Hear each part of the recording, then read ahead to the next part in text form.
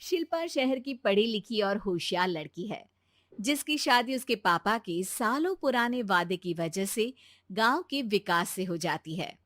शिल्पा की सास पुराने ख्यालों की होती है। अरे शहर की हो, इसका मतलब ये नहीं कि जो मन आए करोगी। घर के कुछ नियम है जो तुम्हें भी मानने पड़ेंगे। हाँ। मम्मी, मुझे रीति रिवाज से कोई दिक्कत नहीं है, पर ऐसे नियम जिनका कोई मतलब ना बने, वो तो गलत है।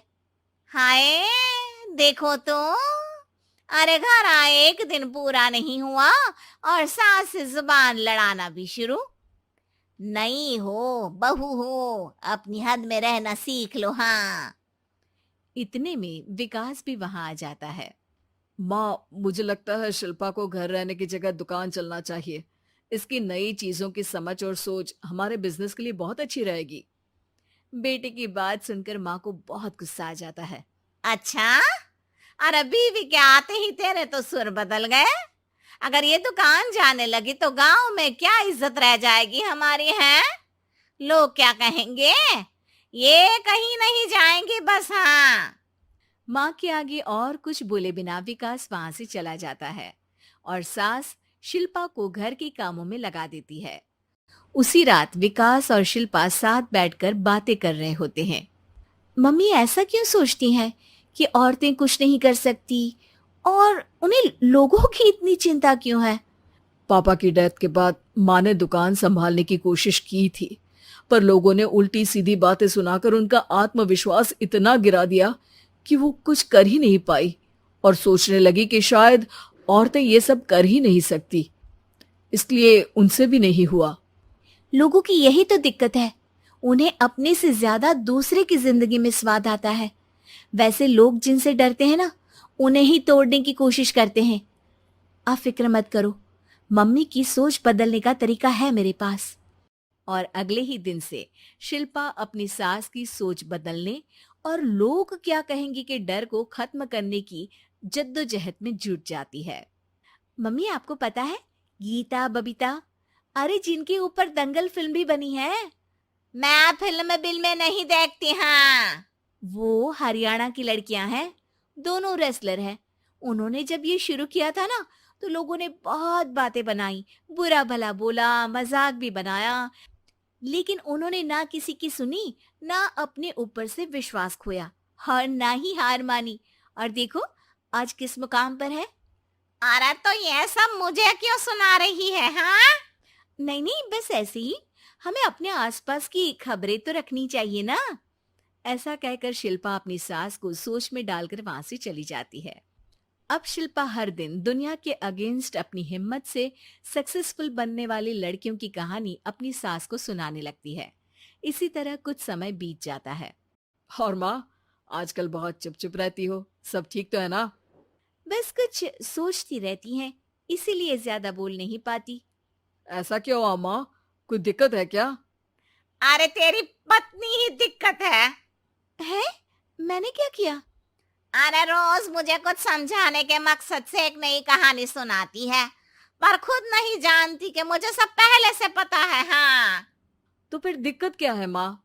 लोग क्या कहेंगे? अरे उनका तो काम ही है कुछ ना कुछ कहना। आप ये सोचो कि उन्हें नजरअंदाज करके हम साथ मिलकर किस ऊंचाई पर पहुंच सकते हैं। बेटे और बहू की बातों से सोच में पड़ी माँ वहां से चली जाती है।